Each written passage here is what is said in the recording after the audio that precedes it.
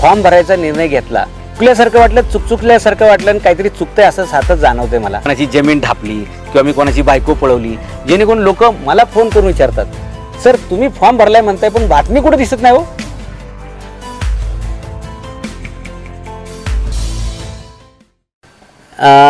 चुकल्यासारखं वाटलं, चुकल्यासारखं वाटलं आणि काहीतरी चुकतंय असं सातच जाणवतंय मला. मी फॉर्म भरायचा निर्णय घेतला, जसं मला दृष्टांत झाला शिवाजी महाराजांचा 1 एप्रिलला, मी त्यानुसार पोस्ट टाकली सकाळी पहाटे 4ला आणि त्याच्यानंतर मी हालचाली सुरू केल्या. त्याच्यानंतर लोकांचं जनमत मागवलं.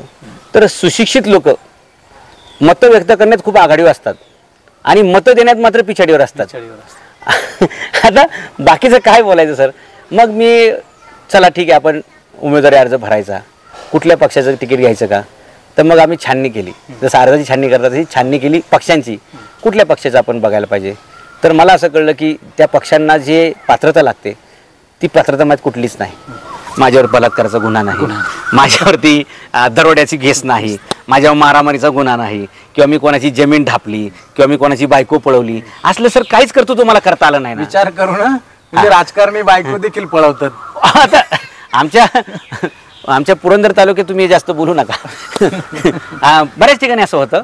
त्यामुळे राजकारणामध्ये जी पात्रता लोकांना लागते उमेदवार म्हणण्यासाठी, सर ती पात्रता आपल्यात नाही हे मला पहिल्या टप्प्यात लक्षात आलं. पण काहीतरी करायची खुमखुमी होतील लोकांसाठी म्हणून म्हणलं पण चला, जरी आपण मारामारी नाही करू शकत, लोकांना दारू नाही पाजू शकत, मटण नाही खाऊ घालू शकत, पैसे वाटण्याचा काही संबंध नाही, आपण फक्त विचार वाटू शकतो. बरोबर. आम्हा घरी धन शब्दांचीच रत्ने शब्देच येतने प्रयत्न करू, हे तुकोबारायांच्या वचनाप्रमाणे आम्ही चाललोय. तर मी मग आम्ही फॉर्म घ्यायला गेलो सर. मग तिथे पण मोठं पॉलिटिक्स होतं. मग ते फॉर्म आणल्यानंतर ते भरायचा कसा, मी एका व्यक्तीला विचारलं की हा फॉर्म माझ्यासाठी सगळी नवीनच गोष्ट आहे, तर तुम्ही यात मला काय मदत करू शकता का. तर त्यांनी मला सांगितलं हो डेफिनेटली आम्ही करू. तर म्हटलं काय तुमचे चार्जेस असतील. मला वाटलं 1000-500 रुपये काय असतील, कारण एवढा 50 पानाचा फॉर्म आहे त्याची फी असेल. त्यांनी मला सांगितलं फॉर्म भरायचे 50,000 रुपये. सर 50,000 रुपये इथं पोरांना 4 महिन्याचा पगार मिळत नाही तेवढे तर फॉर्म भरण्यासाठी. मग मी विचार केला की बाबा आपण स्वतःच काहीतरी वाचून बघूया. मग मला एका जाणकार चांगल्या माणसाने मदत केली. ती व्यक्ती म्हणजे सगळ्यांना माहीत पडेलच हळूहळू की ती मदत कुणी केली. मग आम्ही ते फॉर्मची प्रक्रिया वगैरे सुरू केली. मग तो फॉर्म भरला. मग ते फॉर्म भरताना सर त्याच्यात 12 भानगडी, तुमच्या संपत्तीचं विवरण करा, तुमच्यावर गुन्हे काय आहेत का, कुटुंबाची माहिती द्या. मला आश्चर्य वाटलं की सगळं विवरण हे मागतात, मग ज्यांच्यावर गुन्हे दाखल आहेत त्यांचं काय करतात. काही महाशय तर जेलमधून निवडणूक लढतात हो आणि जिंकून येतात हो. मग मला सांगा हे मतदार नक्की कुठल्या स्वर्गात राहत आहेत की जेलमध्ये राहून लोक फॉर्म भरतात, तिथून निवडून येतात आणि लोक तरी म्हणतात की आमचा हाच माणूस निवडून आला पाहिजे आणि आमचं मत विकासाला आहे. अनेक लोक तर असं म्हणतात की आम्ही फक्त जिंकणाऱ्या उमेदवारालाच मत देतो, मग तो गुंडा असू देत, बलात्कारी असू देत, दिवसा ढवळ्या मुली उचलून येणार, माझं मत वायाला जायला नको. ही मानसिकता म्हणजे ही खरंच लोकशाहीची ताकद आहे काय, लोकशाहीवरती आघात करणारी गोष्ट आहे. नाही, ही मत वाया जाईल हे जो अपप्रचार आहे ना तो काही कार्यकर्ते करतात. ते कार्यकर्ते कोण असतात माहिती आहे का, की हे जे नेते असतात ना ह्यांचे जे 2 नंबरचे धंदे करणारे जे पंटर असतात ना त्याला शूटर म्हणतात, पंटर म्हणतात. हे लोकांना वरून पैसे देत असतात आणि निवडणुकीनंतर हे खालून पैसे देत असतात. सर हा फ्लो आहे, वरून खाली पैसे देतात खालून वर. एरवी काय होतं की हे वेगळे 2 नंबरचे धंदे असतात. आता 2 नंबरच्या धंद्यांची वेगळी व्याख्या तुम्हाला नंतर सांगेल किंवा त्याची एक वेगळी सिरीजच बनवू आपण की 2 नंबरचे धंदे कशाला म्हणतात. ओके. तर हे जे 2 नंबरचे धंदे करणारे असतात ना त्यांना कुठेतरी एक राजकीय वरदस्त लागतो म्हणून हे त्यांच्या पाठी, म्हणून जे राजकीय नेत्यांच्या पाठीचे तुम्हाला 5-10 गाड्यांचं टोळकं दिसतं ना तर हे सगळं टोळकं म्हणजे टोळ्याचे द्या. तर हे 2 नंबरचे धंदे करणारे हे यांच्या आश्रयाने असतात आणि निवडणुकीमध्ये यांना ह्यांची मदत लागते. म्हणजे तुम्ही बघू शकता की महाराष्ट्रामध्ये बऱ्याचशा गुंड प्रवृत्तीच्या लोकांना सरकारने पटापटा जामीन दिलेले आहेत आणि त्याचवेळी माझ्यासारख्या सुसंस्कृत माणसाचं प्रोटेक्शन काढून घेतलंय. जशी निवडणूक म्हणजे तुम्हाला यापूर्वी ते शाही फेक प्रकरणानंतर तुमच्यावरती शाही फेक झाल्यानंतर तुम्हाला प्रोटेक्शन होतं, पोलीस संरक्षण होतं, तोही या निवडणुकीचा अनुभवच असेल. मला आश्चर्य वाटलं सर की सगळ्यात जास्त चांगल्या माणसाला आणि त्याच्यात मी निवडणुकीला उभं राहतोय म्हणल्यानंतर तर मला रिस्क आहे, धोका आहे, मला प्रोटेक्शन हे मिळालं पाहिजे. तर सरकारने मला एक नोटीस दिली की आचारसंहिता लागल्यामुळे आम्ही सर्वांचं प्रोटेक्शन काढून घेत आहोत. मग त्या प्रोसेसमध्ये आमचं काढून घेतलं, बाकीच्यांना 4 दिवसानंतर परत दिलं, पण आमचं जैसे थेच आहे. म्हणजे एका बाजूला हे राजकारणी मंडळी जेलमध्ये असणारे अनेक गुन्हे त्यांच्या नावात त्यांना बाहेर काढतात, जामीन पटकन मिळतात आणि आमच्यासारख्याचं प्रोटेक्शन काढून घेतलं जाते. जेणेकरून काय व्हायला पाहिजे सर, आम्ही फॉर्म नाही भरला पाहिजे. म्हणजे लोकांना असं वाटतं की जो माणूस एवढा लपवलेला गोष्ट बाहेर काढू शकतो. मराठ्यांचं आरक्षणावर एवढं रणकंदन चाललंय गेल्या 40 वर्षापासून, ते का चाललंय याच्या मुळावरती मी गेलो, त्याच्या बेसिकपर्यंत गेलो. मला सापडलं की बा 23 मार्च 1994 असा एक GR निघाला, त्याच्यामुळे मराठ्यांचं 16% आरक्षण गेलं आणि धनगरांचं 7% गेलं, 7%. हे मी फक्त बोललो, माझा काय कोणावर रोष नव्हता. तो GR ज्याने कोणी काढला असता त्याच्याबद्दल बोलणं मला भागच होतं. मग ती या पक्षाची व्यक्ती असो, त्या पक्षाची व्यक्ती असो, किंवा कुणी असो, XYZ कुणी. माझा प्रश्न फक्त मराठा आरक्षण, धनगर आरक्षण आणि त्यातल्या संदर्भातला तो GR एवढाच होता. मी त्याच्यावर बोलल्यानंतर ज्या पक्षाच्या नेत्यांनी हा GR काढला होता त्यांच्या कार्यकर्त्यांना राग आला. त्यांनी वरिष्ठांच्या सूचना होत्या की नाही मला माहीत नाही, त्यांनी माझ्यावरती हल्ला केला. ॲक्च्युली तो जीव घेणं हल्ला होता, पण मी मीडियाच्या समोर होतो, पोलीस माझ्या सुरक्षेला होते, म्हणून त्यांना तसं काही करता आलं नाही. त्याची आम्ही FIR केली. पण अशा व्यक्तीला जास्त धोका असताना सुद्धा त्याचं प्रोटेक्शन काढून घ्यायचं, म्हणजे हा माणूस आणखी त्याची मतं प्रभावीपणे मांडेल म्हणून ह्याला इलेक्शनला उतरू द्यायचं नाही. त्याचं दबाव तंत्रच येते. माझं प्रोटेक्शन काढून घेतलं. दुसरी गोष्ट, पूर्वी आम्ही कुठेही गेलो तरी मीडिया आमच्या मागे थांबायचा, सर तुमची एक बाईट पाहिजे, तुमचं याच्यावर मत पाहिजे, प्रतिक्रिया पाहिजे. मी बघितलं की मी फॉर्म भरतोय असं लक्षात आल्यानंतर सगळे TV आणि पेपरवाल्यांनी आमच्याकडे म्हणजे बाय बाय केलेलं आहे. आम्हाला चांगली पॅकेज त्यांनी दिली असतील प्रस्थापितांनी, त्यामुळे ते आमची बाईट घ्यायला तयार नाहीत, आमची बातमी लावायला तयार नाहीत. आणखी तुम्हाला पुढचं हाईट सांगतो, नियमानुसार इलेक्शन कमिशनच्या बातम्या आहेत ना, त्या अशा येतात पेपरला की किती लोकांनी फॉर्म भरला त्यांची नावं येतात, नंतर माघार कोणी कोणी घेतली त्याची नावं येतात, नंतर रेसमध्ये कोण कोण राहिले त्याची नावं येतात. तुम्ही बघाल की बाकीच्या मतदारसंघातली काही बातम्या चांगल्या आल्या असतील, पण बारामती लोकसभा मतदारसंघात मात्र किती लोकांनी फॉर्म भरले त्यांची कुठं नाव आली नाही, किती लोकांनी माघार घेतली त्यांची नावं नाहीत, आणि कोण कोण रेसमध्ये आहे याचा अजिबात उल्लेख केला जात नाही. हे तुम्ही पुढच्या व्हिडिओमध्ये पुराव्यासह दाखवाल? हो, अगदी अगदी. तुम्ही एक काम करा, माझं प्रेक्षकांना आव्हान आहे की जे बारामती मतदारसंघात किंवा पुणे जिल्ह्यात राहतात त्यांनी सगळे वर्तमानपत्र चाळावी. निवडणुकीचे फॉर्म सुटल्यापासून, या मतदारसंघाचे फॉर्म सुटल्यापासून, म्हणजे काहीतरी 12 तारखेला फॉर्म सुरू झाले, 12 तारखेच्या पासून 12 एप्रिलपासूनचे सगळे पेपर बघा, सगळ्या टीव्हीच्या बातम्या बघा. तुम्हाला असं लक्षात येईल की या पुणे जिल्ह्यामध्ये निवडणूक लढण्यासाठी फक्त 2च उमेदवार आहेत आणि 2च पक्ष आहेत बारामती. कोणताही दुसरा उमेदवार नाही, कोणताही तिसरा पर्याय नाही आणि कोणताही दुसरा विचारच नाही. अशा प्रकारच्या बातम्या पेपरला येत आहेत, जेणेकरून लोक मला फोन करून विचारतात, सर तुम्ही फॉर्म भरलाय म्हणताय पण बातमी कुठे दिसत नाही हो, तुम्ही फॉर्म भरलाय म्हणताय तुमची मुलाखत कुठे येत नाही. आता मी त्या साध्या सज्जन माणसाला काय सांगू की अशा मुलाखती निवडणुकीच्या वेळी लावायला 5-5, 10-10 कोट्यावधी रुपयाचं पॅकेज द्यावं लागतं. आम्ही झोपडीमध्ये राहणारी माणसं कुठून हे पॅकेज देणार आहे. आणि दुर्दैव असं की याच टीव्हीच्या बातम्या पाहून, याच पेपरमधल्या बातम्या वाचून लोक ठरवतात कोणाची हवा आहे, कोणाची हवा नाही. पण त्यांना हे कळत नाही की अशा हवेवरल्या बातम्या वाचून पाहून आपली खरी हवा निघून गेलेली आहे आणि आपण बेरोजगार झालेले आहोत. खरं तर लोकांनी जास्त विचार याचा करायला पाहिजे की ज्याची बातमीच टीव्हीला येत नाही, ज्याची बातमीच पेपरला येत नाही, तोच खरा आपला उमेदवार आहे असं समजून लोकांनी त्याच्यावर शिक्कामोर्तब करण्याची हीच ती योग्य वेळ आहे. कारण आपण बाहेर जातो ना, घरातून कुठे बाहेर जायला, तर आपण चपला नाही लपवत. हो, चपला घराच्या बाहेर असतात. आपण लपवतो काय? पैसे लपवतो. आपण लपवतो काय? सोनं लपवतो. आपण लपवतो काय? दागिने लपवतो.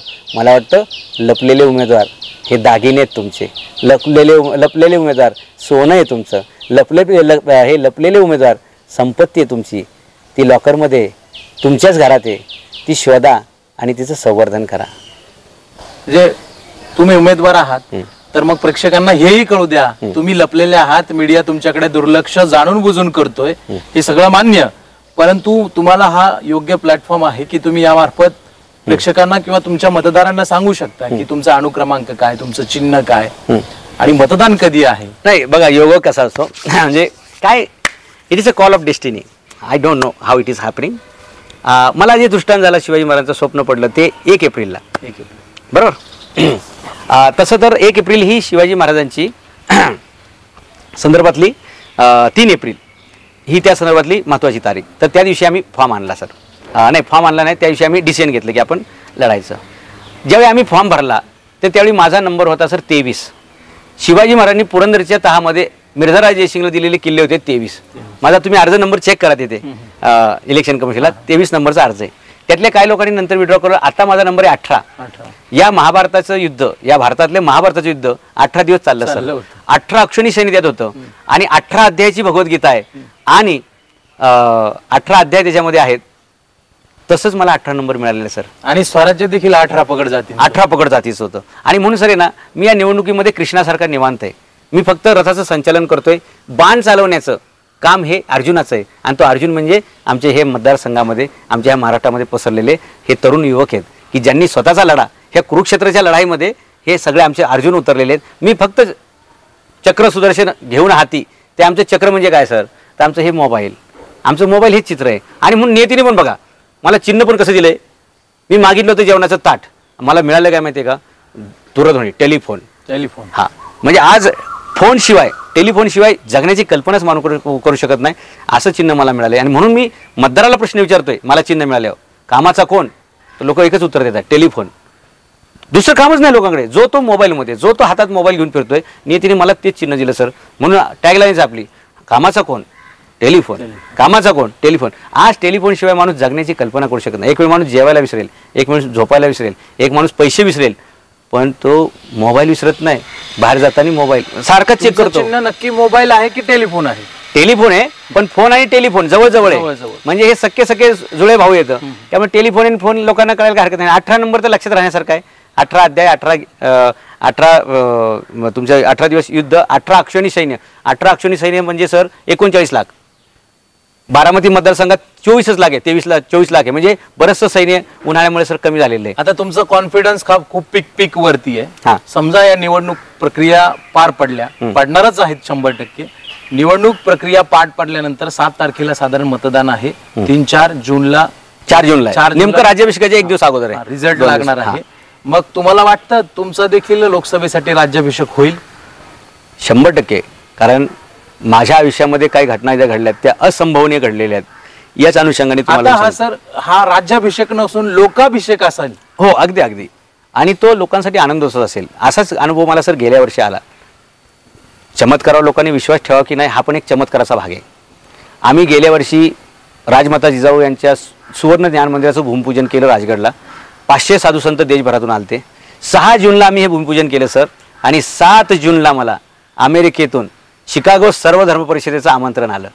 माझ्यासाठी सर अशक्य आहे, मला हे असंभव वाटत होतं. मी 4-5 मित्रांना दाखवलं माझ्या की म्हणलं हे असं आमंत्रण आलेले. ते म्हणले सर कुठली तरी एखादी गावठी संघटना असेल, जसं काही लोक पुरस्कार घेतात ना, 10 खोलीमध्ये एखादी संस्था असते. तुमचा रोग कळला आम्हाला. आणि त्या संस्थाकडून पुरस्कार घेतात आणि अमुक रत्न तमुक रत्न म्हणून लोक छाती पडून फिरत असतात. तर मला वाटलं असंच एखाद्या गल्लीतल्या बोळातल्या कुठल्या तरी संस्थेनं काहीतरी माझी म्हणजे स्वयंघोषित टिंगल करण्यासाठी मला पाठवलं असेल की तुम्हाला आमंत्रण आहे, तुम्ही शिकागोला आणि भाषण करा. तर मी 2-4 लोकांकडून तपासणी केली. ते पण म्हणले सर असे लोकांना सवय असते, ट्रोल करतात वगैरे, असंच कोणतरी तुम्हाला फेक पत्र ईमेलवर पाठवलं असेल बनवून, डमी असेल. मग मी एका अमेरिकेत ज्यांनी 22 वेळा प्रवास केला वगैरे अशा जाणकार माणसाकडे गेलो. त्यांना विचारलं, म्हणलं तुम्ही अमेरिकेत बऱ्याचदा गेला, अशी संस्था वगैरे. ते म्हणले सर मला अर्धा तास द्या. मग त्यांनी ते सगळं शोधलं आणि त्यांनी मला सांगितलं जेवल्याशिवाय जायचं नाही. आणि तुम्हाला सांगतो त्यावेळी होतं आम्ही मंत्रालयाच्या समोर. ती व्यक्ती हजारो कोटीची मालक आहे आणि कपरळ भागात राहणारी मराठीमधली 1000 मधली एकच व्यक्ती असेल. एवढ्या अब्जाधीश माणसाची आम्ही घरी बसलो होतो, कारण तो विषय मोठा होता. त्यांनी सांगितलं जेवल्याशिवाय जायचं नाही. म्हणलं का? म्हणले sir congratulations, the institution is the same, organiser is the same. अरे ज्यांनी विवेकानंदांच्या वेळी शिकागो धर्म परिषद भरवली त्याच संस्थेनं तुम्हाला बोलवलंय. 130 वर्षानंतर तिथे जाणारे तुम्ही दुसरे भारतीय आणि with call, with official letter you are being invited. मी म्हणलं मला कसं काय बोलवलं असेल, माझा काय संबंध आहे? मी तर काही शंकराचार्य नाही, मी कुठल्या मठाचा पण मठपती नाही, मी मंदिराचा अध्यक्ष नाही, मी कुठल्या भजनी मंडळाचा अध्यक्ष नाही साध्या, मला कसं काय निमंत्रण? तर त्यांचे जे 10 निकष होते धर्म परिषदेचे एखाद्याला निमंत्रित करण्याचे, सर त्यातल्या एका नियमात मी चांगला बसलो. ते म्हणजे तुमच्या विचारांमुळे किती लोकांचं आयुष्य बदललं. तर आम्ही जे सांगतोय गेली 25 वर्षे रयतेच पोटात लावून लोकांनी उद्योगधंदा करा. सर त्या पुण्यामुळे आम्हाला अमेरिकेला जाता आलं. त्यावेळी पण सर अशक्य होतं जाणं, पैसे खूप लागत होते, विजा मिळत नव्हता. 3-3 वर्ष विजा वेटिंग होता सर. पण तो 3 वर्षे वेटिंगला असणारा विजा मला 7 दिवसामध्ये मिळाला. अमेरिकेचे कॉन्सुलेट जनरलनी पत्र लिहिलं, अमेरिकेचे अँबॅसेडर जनरलला पत्र लिहिलं गेलं, कुणी? शिकागो धर्म परिषदेने, की हा माणूस, आता मी स्वतःला विद्वान म्हणण्यात काही विद्वत्ता मला वाटत नाही, बरोबर, ते लोकांनी ठरवायचं कोण किती विद्वान आहे. तर या माणसाला मी म्हणू शकतो की या विद्वान माणसाला आवर्जून निमंत्रित करण्यासाठी त्यांनी 2 पत्र लिहिली. सर ते पत्र माझ्यासाठी आली, मला 7 दिवसामध्ये विजा मिळाला. लोक 40-40, 50-50 लाख रुपये घेऊन तयार होती की आमची पटकन मुलाखत लावू देत, आम्हाला इंटरव्ह्यू मिळू देत, आम्हाला विजा मिळू देत. सर मी 1 रुपयाचा खर्च न करता मला तो विजा 7 दिवसात मिळाला.